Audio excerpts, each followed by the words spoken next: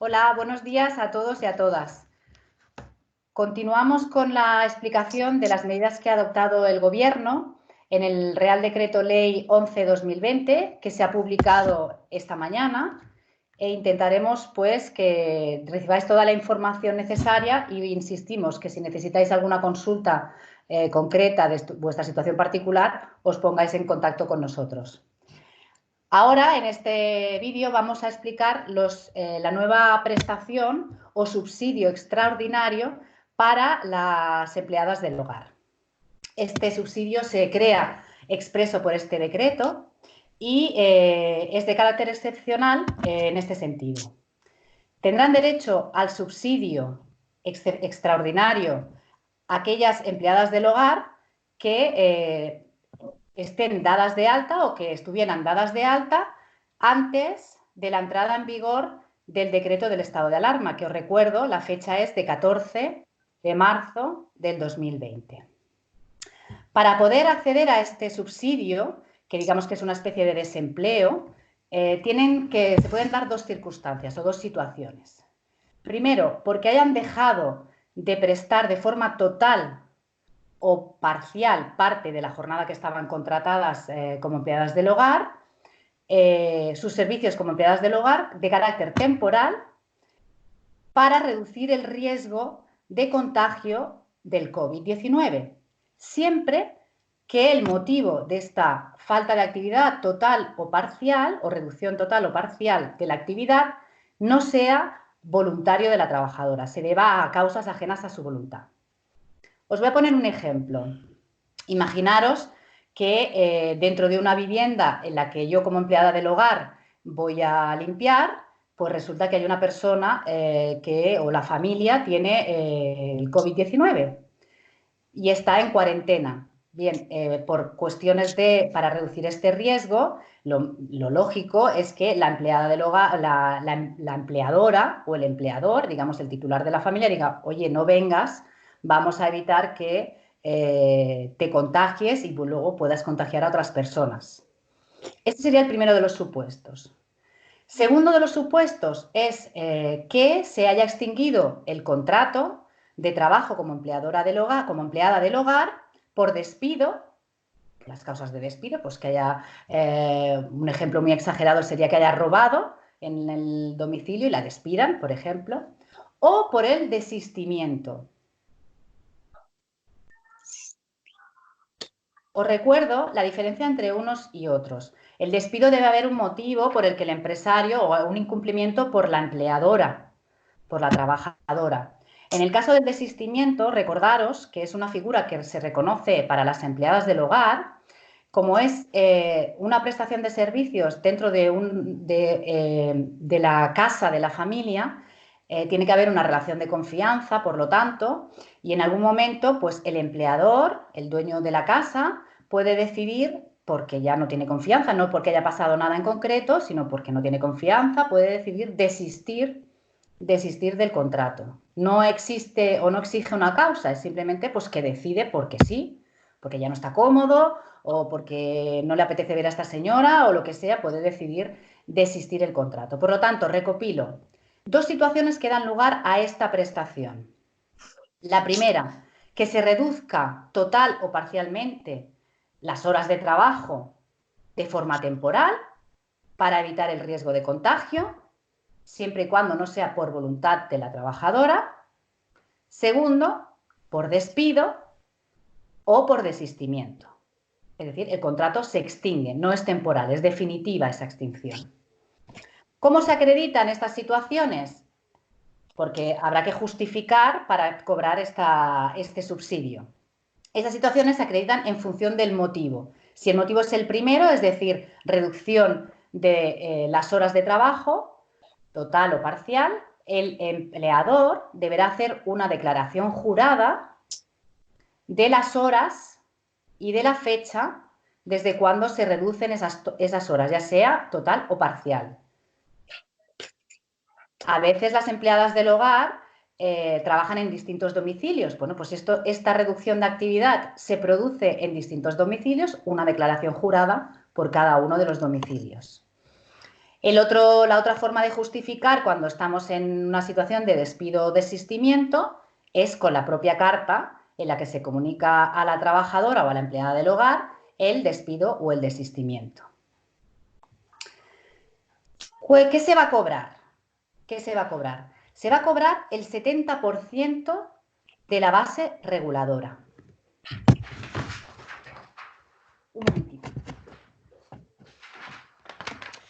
El 70% de la base reguladora. ¿Y cómo se calcula la base reguladora? Bueno, pues cogeremos la base de cotización que corresponde a la actividad en la que hubiera estado trabajando, ¿vale? Esta base de cotización, que corresponde al mes anterior a la baja o la reducción o el despido, se dividirá entre 30, se le aplicará este 70% y se multiplicará por 30. Pero tenemos un tope. El tope es que no podremos cobrar más, o nuestro límite es el salario mínimo interprofesional. Os recuerdo que la cuantía fijada para este año 2020 del salario mínimo interprofesional son 950 euros. Por lo tanto, vamos a poner varios supuestos para que lo entendáis. Imaginaros una empleada del hogar que cobra 500 euros y se reduce el total, que son estos 500 euros. O se le acaba el contrato, le desisten, le despiden, los dos motivos que hemos comentado. Se le aplicará el 70% de esos 500. Como ese 70% no llega al salario mínimo interprofesional, pues cobrará la cantidad que resulte. En el caso que esa cantidad, imaginaros que cobra, supongamos 1.500 porque va a diferentes domicilios, etcétera, etcétera. En este caso, si el 70% de esos 1.500 supera el salario mínimo interprofesional, pues va a cobrar los 950 euros.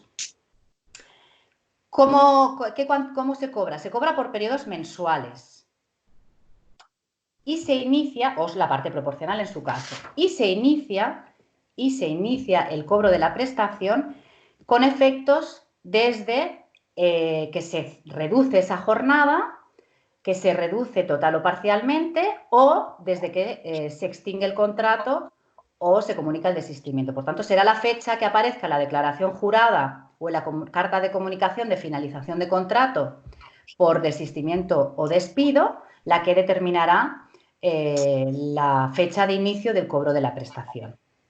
Pero también se prevé la posibilidad de efectos retroactivos. Imaginaos que desde el día 14 pues, se extinguió el contrato de la empleadora por desistimiento.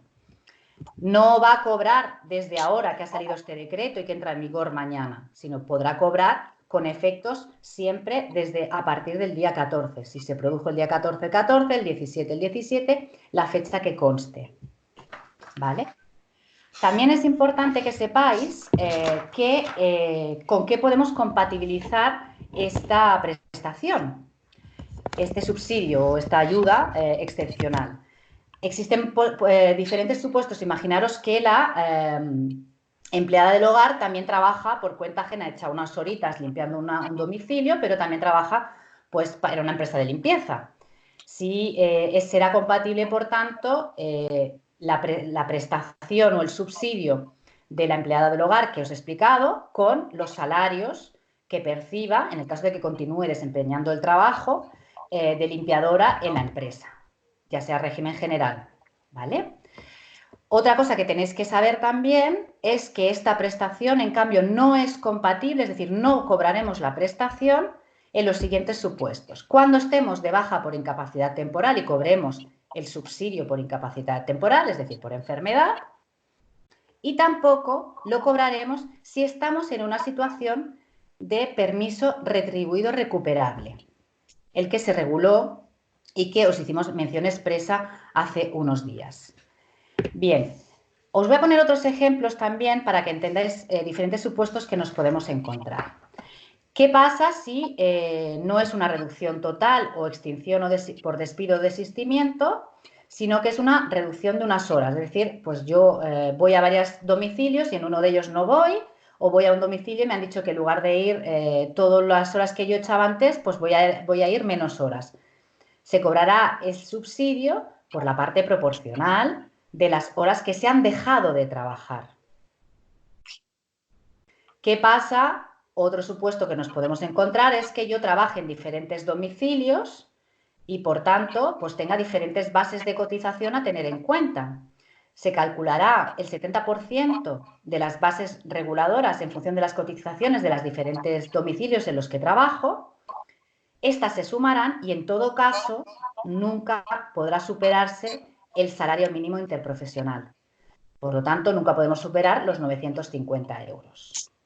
En conclusión, es una medida que entendemos muy acertada porque este colectivo, el de empleadas del hogar, es un colectivo normalmente, permitidme la expresión, un poco dejado de la mano de Dios, y consideramos que como colectivo vulnerable es una medida acertada y que va a proteger a estas personas trabajadoras y va a cubrir esta situación de necesidad en la que se van a encontrar cuando, por motivos del COVID-19, pues pierdan su trabajo o se vean reducidas en su prestación de servicios.